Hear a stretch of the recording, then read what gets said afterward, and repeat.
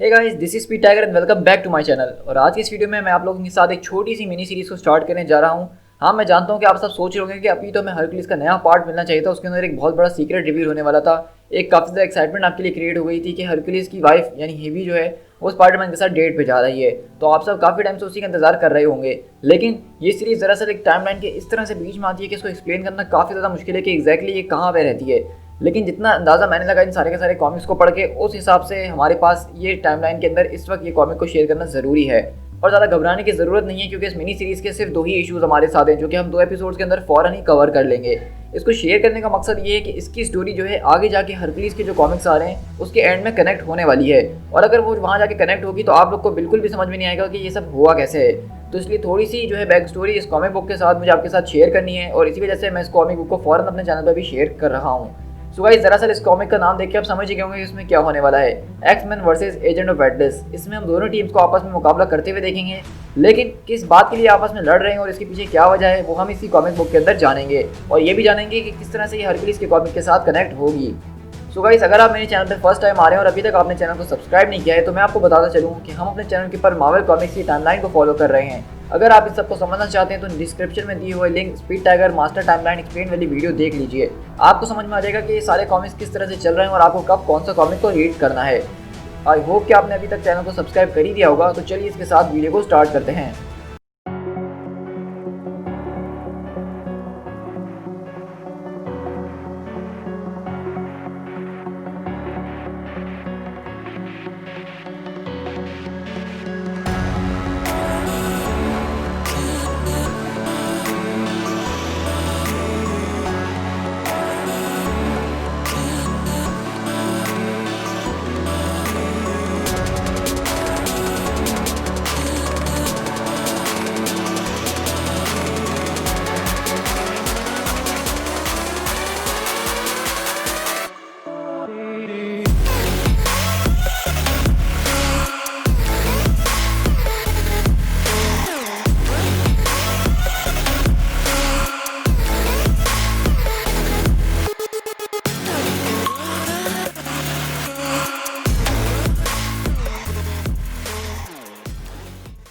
तो हमारी कहानी की शुरुआत बेसिकली होती है एक्स-मैन के साथ, जिनको हम देख रहे हैं कि यहाँ पे वो सारा बिल्डअप का काम कर रहे हैं। अगर आपको याद होगा कि एक्स-मैन के हवाले से लास्ट स्टोरी हमने जो देखी थी वो ओटोपिया की स्टोरी थी, जिसके अंदर डार्क रेन के अंदर हमने देखा था कि नॉर्मन ऑसबॉर्न जो है इनके ऊपर आके बहुत बुरी तरीके से अटैक करता है, जिसकी वजह से ये एक आइलैंड के ऊपर चले जाते हैं जो कि नेमोर समंदर में से निकाल के लेकर आता है। और तब से ये किसी आइलैंड के ऊपर मौजूद हैं और इसको ठीक करने में लगे हुए हैं। और अभी भी हम बेसिकली वही देख रहे हैं यहाँ पे कि सारे के सारे म्यूटेंट्स, इसमें जो बर्बादी हुई है, तबाही हुई है, उस सबको ठीक करने में लगे हुए हैं। जहाँ हम रॉक स्लाइड को देख रहे हैं, सन स्पॉट को देख रहे हैं, डॉक्टर नेमेसिस को देख रहे हैं, और वहीं पे पिक्सी उनके पास आती है डॉक्टर नेमेसिस के पास। और वो बेसिकली उसको यही कह रही होती है कि साइक्लॉप आपसे इस वक्त बात करना चाहता है, आपने अपना ट्रांसपॉन्डर जो है उसको स्विच ऑफ कर दिया है और वो आपसे बात नहीं कर पा रहा है। तो कहता है कि हाँ, बेसिकली मैंने उसको स्विच ऑफ इसीलिए करा था ताकि मैं काम के अंदर अपना ज़्यादा ध्यान दे सकूँ, जिस काम के लिए मुझे अपॉइंट किया गया था। और यहीं से हम अगले पल देखते हैं कि यहाँ पे साइक्लॉप एमा फ्रॉस्ट के साथ बैठता हुआ यहाँ पे आ रहा होता है। और साइक्लॉप बोलता है, डॉक्टर लगता है कि आप थोड़े ज़्यादा ही बिजी हैं। तो कहता है कि हाँ, बस मैं इस जगह को जो फ़ौरन टेराफॉर्म करने की कोशिश कर रहा हूँ। तुम जानते हो ना कि किसी ज़माने में एक स्पेस रॉक हुआ करती थी और अब यहाँ पे रहने के काबिल इसको बनाने के लिए थोड़ी सी मेहनत तो हमें करनी ही पड़ेगी। तो एमा फ्रॉस्ट कहती है तो बहुत बढ़िया बात है, मतलब आपको यहाँ पे कोई दिक्कत नहीं हो रही है, तो क्या आप कुछ देर के लिए ग्रे मेल्किन इंडस्ट्रीज़ के अंदर जाके मेडिसिन जेफरी की थोड़ी मदद कर सकते हैं, क्योंकि पिछले काफ़ी घंटों से वो उस मशीन के ऊपर काम करने में लगा हुआ है जिसको हमने रिट्रीव करने के लिए उसको वहाँ पे भेजा था। तो कहता है कि हाँ, मैं आपकी मदद तो बिल्कुल करना चाहता हूँ, लेकिन हमें इस वक्त इस आइलैंड के ऊपर काम करना सबसे ज़्यादा ज़रूरी है क्योंकि इस वक्त हमें यहाँ पे रहना है। वहीं से एंजल आता और कहता है कि बिल्कुल स्कॉट ये ठीक कह रहे हैं, वैसे भी यूनिट 3 के अंदर हमें थोड़ी सी मुश्किल का सामना करना पड़ रहा है, हमें वहाँ पर एक सर्विसिंग चाहिए होगी, वो भी फ़ौरन के फ़ौरन, वरना ये आइलैंड का टिकना काफ़ी ज़्यादा मुश्किल है। तो वहीं से स्कॉट पूछता है आखिरकार किस किस्म का ट्रबल है जो वहाँ पे हो रहा है। और अगले बार हम देखते हैं कि वो पूरा का पूरा आइलैंड हिलना शुरू हो जाता है, वहाँ पे शॉक वेव्स पैदा होना शुरू हो जाती हैं, क्योंकि ये आइलैंड जो है बेसिकली आइलैंड नहीं था बल्कि इसको आइलैंड बनाया जा रहा है और इसी वजह से इसको स्टेबलाइज करने की ये सारी के सारे लोग कोशिश कर रहे हैं। तो यहीं से डॉक्टर नेमेसिस बोलते हैं कि मैं इसको सही तरीके से कैलिब्रेट नहीं कर पा रहा हूँ, ये सारी की सारी वेव्स कहाँ से आ रही हैं, लेकिन हमें जो है सबसे पहले इसको स्टेबलाइज करना होगा ताकि हम इसकी जड़ तक जा सकें। तो वहीं से एंजल बोलता है कि हाँ, मैं जानता हूँ इस बारे में और ऑलरेडी मैंने अपने स्टेबलाइजर को कॉन्टैक्ट कर दिया है और तुम जानते हो कि वो आता ही होगा। और इस तरह हम देखते हैं कि यहाँ पे प्रिंस नेमोर समंदर से निकल कर आता है इन लोगों की मदद करने के लिए। आप जानते हैं कि इस वक्त म्यूटेंट्स का जो है नेमोर साथ दे रहा है क्योंकि वो भी एक म्यूटेंट ही है।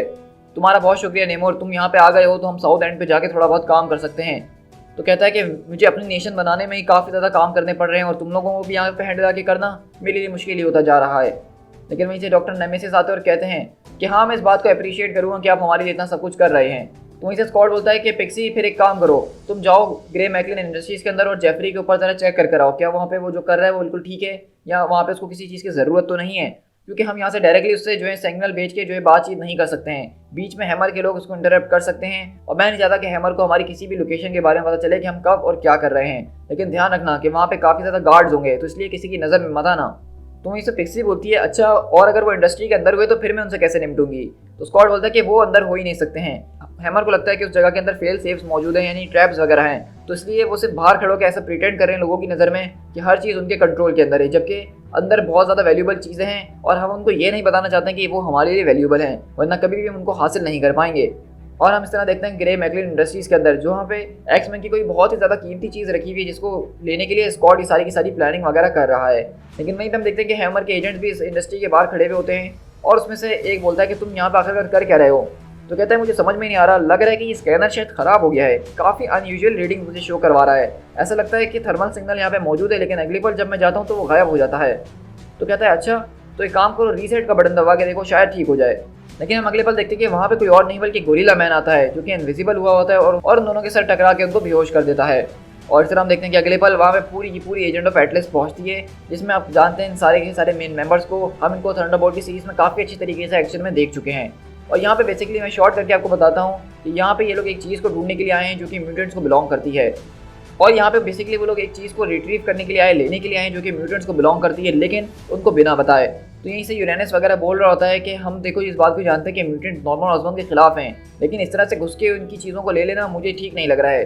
तो कहता है हाँ, मैं जानता हूँ कि ऑसबॉर्न से वो लोग नफरत करते हैं, तो इसलिए हमारी उनसे दुश्मनी हो नहीं सकती है, लेकिन इस वक्त बातचीत का टाइम बिल्कुल भी नहीं है। हमें इस ऑब्जेक्टिव को फौरन कंप्लीट करना और इस चीज़ को हासिल करना ही होगा। वक्त इस वक्त चल रहा है और हमारे पास एक टीम मेट है जिसको हम मिस कर चुके हैं, हमें इसको किसी भी हालत में ढूंढना ही होगा, क्योंकि किसी को कोई आइडिया नहीं है कि इस वक्त वो कहाँ पर मौजूद है। और हम बेसिकली यहाँ पे देखते हैं कि ये लोग किसी और की नहीं बल्कि वीनस की बात कर रहे होते हैं, जो कि इनकी टीम की एक ऐसी मेंबर है जिसकी आवाज़ सुन के लोगों को वश में कर लेती है। और हम देख रहे हैं कि वीनस को यहाँ पे एक आदमी पकड़ के अपने साथ लेके जा रहा है, और ये दरअसल कोई और नहीं बल्कि ग्रीक मिथोलॉजी का क्रिएचर है जो आधा घोड़ा और आधा इंसान है। और हम देख रहे हैं कि ये अपने साथ इसको बांध के कहीं लेके जा रहा है, और दरअसल वो कहीं और लेके नहीं बल्कि वो उसको यहाँ पे कहीं और नहीं बल्कि गॉडेस एफ्रोडाइटी के पास लेके जा रहा है, जो कि ग्रीक गॉडेस हैं। और अगर आप मेरी बात माने तो ग्रीक मिथोलॉजी के अंदर सबसे ज़्यादा खूबसूरत गॉडेस यही हैं, जिनके पीछे पूरा का पूरा ग्रीक मिथ पागल है। तो यहाँ पे इसको लाने की वजह यह है कि जो वीनस नाम है वो दरअसल एफ्रोडाइटी का भी नाम है ग्रीक मिथोलॉजी के अंदर। रोमन उसको जो है वीनस के तौर पे मुखातिब किया करते थे, और वीनस यहाँ पे उसने अपना नाम रखा हुआ है, उसके पास जो शक्तियाँ हैं, जो उसका हुस्न है वो बिल्कुल एफ्रोडाइटी जैसा है। और इसी वजह से उसको ऐसा लग रहा है कि यहाँ पे जो वीनस है इसने एफ्रोडाइटी की चीज़ें चुराई हैं और वो उनके जैसा बनने की कोशिश कर रही है। तो उनके हिसाब से ये गुस्ताखी है और इसी चीज़ के लिए उसको उनके मंदिर ले जाया जा रहा है। तो अब आपको समझ में आ रहा होगा कि किस तरह से हरक्यूलिस के कॉमिक के साथ कनेक्ट होगी, क्योंकि इस कॉमिक के अंदर एक ग्रीक मिथोलॉजी का बहुत ही मेन पार्ट है, जिसकी वजह से ये हरक्यूलिस के सीरीज के साथ काफ़ी हेवीली कनेक्ट होगी आगे जाके। और हम यहीं से ग्रे मैकलिन इंडस्ट्रीज के अंदर दोबारा शिफ्ट होते हैं, जहाँ पे पिक्सी आती है और चेक करने की कोशिश कर रही होती है डॉक्टर जेफरीज के लिए कि वहाँ पे जिस मशीन के साथ वो यहाँ पे काम कर रहे हैं क्या वो ठीक है या उनको किसी चीज़ की ज़रूरत है। अगर आप चाहते तो मैं आपको थोड़ी देर के लिए यहाँ से बाहर ले जा सकती हूँ कुछ कॉफ़ी वगैरह पीने के लिए। तो कहता है कि नहीं नहीं थैंक्स, मैं बिल्कुल अपने काम के ऊपर लगा हुआ हूँ और शायद अगले 4 घंटों के अंदर मैं इसको मुकम्मल भी कर लूँ। तो कहती है ठीक है डॉक्टर, अगर आपको किसी चीज़ की ज़रूरत नहीं है तो फिर मैं यहाँ से चलती हूँ। तो कहता है कि हाँ ठीक है, तुम चले जाओ यहाँ से, मुझे किसी चीज़ की ज़रूरत नहीं है। और वो अगले पल बोलता है कि हमारी बचत हो गई, थैंक गॉड उसने हमें पकड़ा नहीं, वरना हमें उसको भी बेहोश करना पड़ता। तो कहता है हाँ तुम ठीक कह रहे हो, वैसे भी उसको पीछे लोग एक्सपेक्ट कर रहे थे कि वो वहाँ पे वाकई उनको खबर देगी। तो हम देखते हैं कि दरअसल यहाँ पे वो डॉक्टर जेफरीज थे ही नहीं बल्कि एजेंट ऑफ एटलस थे, और वो यहाँ पे घुस के उसी मशीनरी के अंदर अपना काम करना शुरू कर दिया है और उसको वहाँ पे बेहोश करा हुआ है। और यहाँ पे बेसिकली वो लोग जिस चीज़ को लेने के लिए आए वो कुछ और नहीं बल्कि सेलिब्रा है, जिसका इस्तेमाल करके प्रोफेसर जो है अपने दिमाग की टेलीपैथी को बढ़ाते थे और म्यूटेंट्स को दुनिया भर में ढूंढते थे। अब इसी डिवाइस की इनको ज़रूरत है, इनके जो मेंबर है यूरेनियन, ताकि वो उसको इस्तेमाल करके जो है अपने टीम मेंबर को ढूंढ सके जिसको वो लोग नहीं ढूंढ पा रहे हैं। और यहाँ पे सारा का सारा मकसद इस मशीन को रिट्रीव करने का यही है। और हम देखते हैं कि वहाँ पे जो है वो उस मशीन को हैक करने में लगा होता है ताकि किसी तरीके से वो अपने जो है मिसिंग टीममेट की लोकेशन को पता कर सकें। लेकिन यहीं से अगले पल शिफ्ट होते हैं दोबारा यूटोपिया के ऊपर, जहाँ पे पिक्सी आती है और स्कॉट को सारी की सारी बातें बताती है। और वो कहती है कि उसने कॉफ़ी से इनकार कर दिया और कह रहा था मैं बिल्कुल ठीक हूँ और अनदर 4 आवर्स के अंदर ये वो इस चीज़ को कंप्लीट कर ही लेगा। तो वहीं से स्कॉट बोलता है कि तुम्हारा शुक्रिया पिक्सी, मैं चाहता हूँ कि तुम सब थोड़ी देर का ब्रेक ले लो। ज़रा 1 मिनट, तुमने कहा कि जेफरीज ने कॉफ़ी लेने से मना कर दिया, क्या वो कहीं स्ट्रेंज तो एक्ट नहीं कर रहा था? तो पिक्सी कहती है कि नहीं, मुझे तो ऐसा कुछ भी नहीं लगा। वहीं से एमा कुकूस की तरफ देख के कहती है कि अपने लॉन्ग रेंज स्कैनर को ऑन करो और मैकलिन के अंदर चेक करो कि वहाँ पे इस वक्त क्या हो रहा है। और हम देखते हैं कि कुकूस अपने दिमाग का इस्तेमाल करती हैं पावर्स को मिला के और कहती हैं कि मिस्टर जेफरीज वो तो आराम से सो रहे हैं, वहाँ पे कोई और माइंड भी है, कोई बहुत पावरफुल माइंड जो कि सेलिब्रा के ऊपर काम कर रहा है। वहाँ पे एक औरत है जो कि नेमोर जैसी लग रही है और एक आदमी है और उसके साथ एक बंदर जैसा आदमी है। तो यहीं से लोगन अपने क्लॉज निकालता है और कहता है कि वो एटलस हैं, क्योंकि हम जानते हैं कि लोगन का एजेंट ऑफ एटलस से बहुत बार सामना हो चुका है पहले भी। और अगले बार हम देखते हैं कि वो जिमी वो पूछता है तो बताओ बॉब यहाँ पे सब कुछ कैसा चल रहा है। तो कहता है कि इनके सेलिब्रा के अंदर सिक्योरिटी काफ़ी ज़्यादा टाइट है, मतलब बहुत ज़्यादा इंप्रेसिव जॉब यहाँ पे की गई है, मैं इस बात को मानता हूँ। लेकिन मुझे जल्द से जल्द जो है इनकी सारे के सारे डेटा को इनसे अलग करना होगा ताकि हम जिस चीज़ के लिए आए उसको इस्तेमाल करें और यहाँ से फ़ौरन निकल जाए, किसी को पता भी ना चल सके। लेकिन हम देखते हैं कि जब वो यहाँ पे अपना प्लेन ऑन करते हैं और सेलिब्रा को यहाँ से निकाल के ले जा ही रहे होते हैं तो अगले पल वहाँ पर उनको कोई चीज़ नजर आती है। तो गोरिल्ला मैन बोलता है कि जिमी मुझे लग रहा है कि कोई चीज़ अंदर दाखिल हुई है। और अगले हम पल देखते हैं कि वो कोई और नहीं बल्कि क्लॉक होता है जो कि अपने साथ सारे के सारे एक्समैन को यहाँ पे टेलीपोर्ट करके लेकर आया है, जिसमें स्टॉर्म, एमा फ्रॉस्ट, वुल्वरीन, कोलोसस और साइक्लॉप्स शामिल हैं। और वहीं से साइक्लॉप कहता है कि उस इक्विपमेंट को फौरन नीचे रख दो, क्लॉक यहीं पे मौजूद रहो और मेरी कॉल का इंतजार करो। और हम देखते हैं कि साइक्लॉप सीधा उनके ऊपर अपने लेजर से स्टैक करना शुरू करता है, जिसको M1 ब्लॉक करने की कोशिश कर रहा होता है। यहीं से जिमी वो बोलता है कि बॉब जल्द से जल्द उस चीज़ को फौरन यहाँ से निकालो, उनके हाथ नहीं लगनी चाहिए। तो कहता है कि हाँ मैंने उसको ऑन कर दिया और वो जा रही है ऊपर। और हम देखते हैं कि एमा फ्रॉस्ट बोलती है कि स्कॉट जरा वो देखो, वो सेलिब्रा को चुराने की कोशिश कर रहे हैं। तो गोरिल्ला मैन बोलता है कि नहीं हम चुरा नहीं रहे हैं, हम सिर्फ इसको थोड़ी देर के लिए तुमसे उधार ले रहे हैं। लेकिन वहीं पे हम देखते हैं वुल्वरीन आता है, उसके ऊपर अटैक करते हुए बोलता है हाँ टीन के डब्बे, मुझे पहचाना, मैं उम्मीद ही कर रहा था कि कब मैं तुमसे दोबारा मिलूंगा। और अगले पल हम देखते हैं कि वहीं पे साइक्लोप आता है और उसको जोरदार अपनी लेजर बीम से उड़ाता के फेंकता है। तो लोगन बोलता है कि ये क्या कर रहे हो स्कॉट, इसको मारना मेरी जिम्मेदारी थी, हट जाओ मेरे रास्ते से। और हम देखते हैं कि अगले पल स्टॉर्म आती है, वहाँ से सेलिब्रा को लेती है और वहीं से हम देखते हैं कि उसके पीछे नमोरा आती है उसको पकड़ने के लिए। और वहीं से लोगन बोलता है कि लगता है तुम भूल चुके हो कि तुम्हारी तरह मैं भी सेल्फ रिपेयर हो सकता हूँ, याद करो मुझे, मैं कौन हूँ। लेकिन अगले पल हम देखते हैं वो रोबोट बोलता है कि हाँ तो मुझे बहुत अच्छे तरीके से याद हो, और लोगों को एक जोरदार बिजली का झटका देता है। लेकिन वहीं से एमा आती है और उस रोबोट को जोर से मारती है। और अगले पल हम देखते हैं कि क्लॉसस आता है, उस रोबोट को अपने हाथों के बीच दबा देता है और कहता है कि तुम जाओ एमा, दूसरों से निपटो, मैं इससे आसानी से निपट लूंगा। और वहीं से हम देखते हैं कि स्टॉर्म लेके भाग रही होती है चीज़ों को और नमोरा उसका पीछा कर रही होती है। लेकिन अगले पल हम देखते हैं कि वहाँ से स्कॉट नमोरा को एक जोरदार लेजर बीम मारता है और जिमी वो वहाँ पे आके उसको मारता है और कहता है कि तुम अपनी इस आँख के साथ बहुत ज़्यादा तमाशेबाजी कर रहे हो। तो स्टॉर्म बोलती है कि स्कॉट घबराने की जरूरत नहीं है, मैं हवा को एक तरफ इकट्ठा कर रही हूँ। अगले पल हम देखते हैं कि स्टॉर्म के सामने एक अजीब और गरीब सा मॉन्स्टर आता है और हम देखते हैं कि वो घबरा के वहाँ पे डर जाती है और सेलिब्रा को नीचे छोड़ देती है, जिसको गोरिल्ला मैन पकड़ता है और कहता है कि तुम्हारा शुक्रिया लेडी, तुम्हारे पास सेलिब्रा है, उसको फौरन से छोड़ दो, अगर तुमने नहीं छोड़ा तो मैं इस रोबोट के टुकड़े टुकड़े कर दूंगा। लेकिन अगले पल हम देखते हैं कि वो रोबोट ही नहीं होता बल्कि किटी प्राइड होती है और कहती है पीतरो ये तुम क्या कर रहे हो, तुमने मेरी गर्दन तोड़ दी है। और अगले पल हम देखते हैं कि अचानक पानी का तूफान आ जाता है और सब जो है डूबने लग जाते हैं। लेकिन वहीं से एमा बोलती है कि ये सब हमारे दिमाग के अंदर हो रहा है, वो जिसने केप पहना हुआ है वो सब हमारे दिमाग के साथ खेल रहा है। ओ गॉड, काश मैं अपनी पावर को इस्तेमाल कर पाती तो मैं इसको बता दी कि असली साइकिक अटैक होता क्या है, लेकिन अफसोस के साथ मैं अपनी शक्तियों को इस्तेमाल नहीं कर सकती हूँ। और अगर आप मुझसे पूछेंगे कि एमा अपनी शक्तियों को इस्तेमाल क्यों नहीं कर रही है, तो आपको याद होना चाहिए कि हमने यूटोपिया की सीरीज में देखा था जब वो सेंट्री से लड़ती है यानी कि वॉइड से, तो वॉइड का एक हिस्सा उसके दिमाग के अंदर रह जाता है और उसको रोकने के लिए वो अपने नॉर्मल फॉर्म के अंदर नहीं आ रही है। जब तक वो उस डायमंड की फॉर्म के अंदर है वो वॉइड का हिस्सा इसी के अंदर कैद है। लेकिन हम देखते हैं कि यहाँ पे वो लोग जो है अपनी लीजेंस के अंदर उनको डालने में कामयाब हो जाते हैं और अगले पल वहाँ से पूरा का पूरा जो स्क्वाड होता है वो फौरन वहाँ से सेलिब्रा को लेता है और अगले पल वहाँ से गायब हो जाता है। वहीं पे स्क्वाड बोलता है कि हम जो है सेलिब्रा को ट्रैक कर सकते हैं, क्लोक मुझे फौरन यूटोपिया पे लेकर चलो।